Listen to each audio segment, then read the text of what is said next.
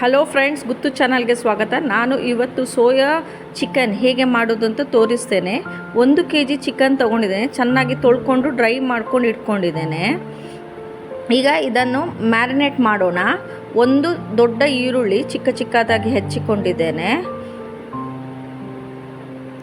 ಸ್ವಲ್ಪ ಉಪ್ಪು ರುಚಿಗೆ ತಕ್ಕಷ್ಟು ನೋಡ್ಕೊಂಡು ಹಾಕ್ಕೊಳ್ಳಿ. ಸೋಯಾ ಸಾಸ್ ಮತ್ತು ಟೊಮೆಟೊ ಸಾಸ್ ಹಾಕ್ತಾ ಇದ್ದೇವೆ.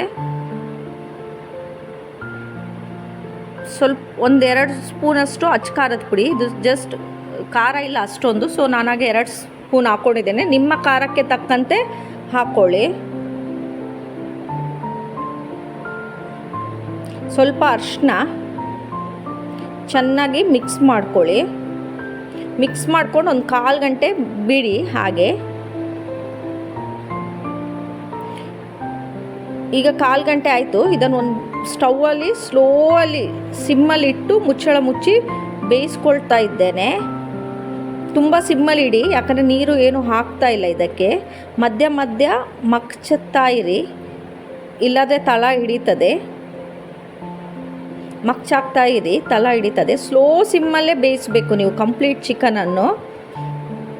ಎಷ್ಟು ಸ್ಲೋ ಬೇಯಿಸ್ತೀರಿ ಅಷ್ಟು ಒಳ್ಳೆಯದು, ಇಲ್ಲದೆ ತಳ ಹಿಡಿತದೆ.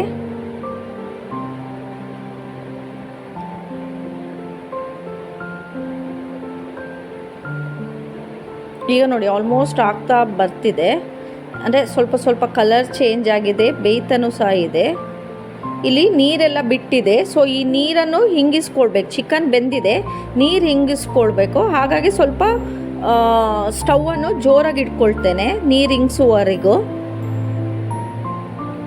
ಅಂದರೆ ಆ ಚಿಕನಿನ ನೀರೆಲ್ಲ ಹಿಂಗಿಸ್ಬೇಕು. ಇದು ನಾವು ಮಾಡ್ತಿರೋ ಡ್ರೈ ಐಟಮ್ ಆಗಿದ್ದರಿಂದ ಚಿಕನ್ ಚೆನ್ನಾಗಿ ಬೆಂದಿದೆ. ಸ್ವಲ್ಪ ನೀರನ್ನೆಲ್ಲ ಚೆನ್ನಾಗಿ ಹಿಂಗಿಸ್ಕೊಳ್ಳಿ, ಸ್ವಲ್ಪ ಸಹ ನೀರಿರಬಾರ್ದು. ಈಗ ಒಂದು ಸೈಡಲ್ಲಿ ಒಗ್ಗರಣೆಗೆ ರೆಡಿ ಮಾಡ್ಕೊಳ್ತಾ ಇದ್ದೇನೆ.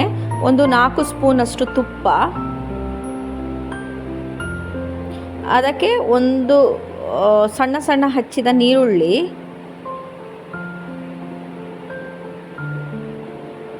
ತುಪ್ಪ ಕಾದ ನಂತರ ಸಣ್ಣ ಸಣ್ಣಕ್ಕೆ ಹೆಚ್ಚಿದ ನೀರುಳ್ಳಿ, 1 ಗೆಡ್ಡೆ ನೀರುಳ್ಳಿ ಚೆನ್ನಾಗಿ ಫ್ರೈ ಮಾಡಿ. ನೀರುಳ್ಳಿಯನ್ನು ಗೋಲ್ಡನ್ ಬ್ರೌನ್ ಆಗೋವರೆಗೂ ಚೆನ್ನಾಗಿ ಫ್ರೈ ಮಾಡ್ಕೊಳ್ಳಿ.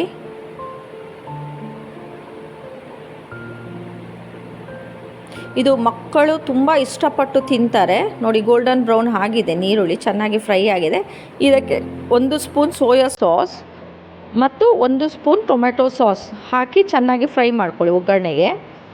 ಅಂದರೆ ಟೊಮೆಟೊ ಸಾಸ್ ಆಪ್ಷನಲ್, ಹಾಕಿದರೆ ಮಕ್ಕಳಿಗೆ ಸ್ವಲ್ಪ ಖುಷಿ ಆಗ್ತದೆ ಅಂತ. ಇದು ಬೇಕಿದ್ರೆ ಹಾಕಿ, ಬೇಡದಿಲ್ಲ ಅಂದರೂ ಪರವಾಗಿಲ್ಲ. ಬೇಕಿದ್ದರೆ ನಿಮಗೆ ಇಲ್ಲಿ ಸಹ ಖಾರ ಕಮ್ಮಿ ಅಂತ ಅನಿಸಿದರೆ ಸ್ವಲ್ಪ ಪೆಪ್ಪರ್ ಪೌಡ್ರು ಸಹ ಆ್ಯಡ್ ಮಾಡ್ಕೊಳ್ಬೋದು. ಇಲ್ಲಿ ಚೆನ್ನಾಗಿ ಫ್ರೈ ಮಾಡ್ಕೊಳ್ಳಿ. ಕಲರ್ ಸಹ ಚೆನ್ನಾಗಿ ಬರ್ತದೆ, ಟೇಸ್ಟ್ ಸಹ ತುಂಬ ಚೆನ್ನಾಗಿರ್ತದೆ.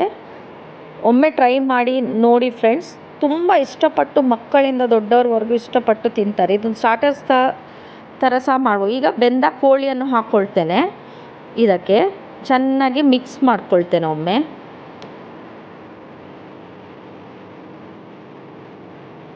ಚೆನ್ನಾಗಿ ಮಿಕ್ಸ್ ಮಾಡಿಕೊಂಡು ಲಾಸ್ಟಿಗೆ ಸ್ವಲ್ಪ ಕೊತ್ತಂಬರಿ ಸೊಪ್ಪು ಉದುರಿಸ್ಕೊಂಡ್ರೆ soya chicken ready to serve. ಈ ರೆಸಿಪಿ ನಿಮಗೆ ಇಷ್ಟ ಆದರೆ ಲೈಕ್ ಮಾಡಿ, ಶೇರ್ ಮಾಡಿ, ಸಬ್ಸ್ಕ್ರೈಬ್ ಮಾಡಿ. Thanks for watching Guttu channel.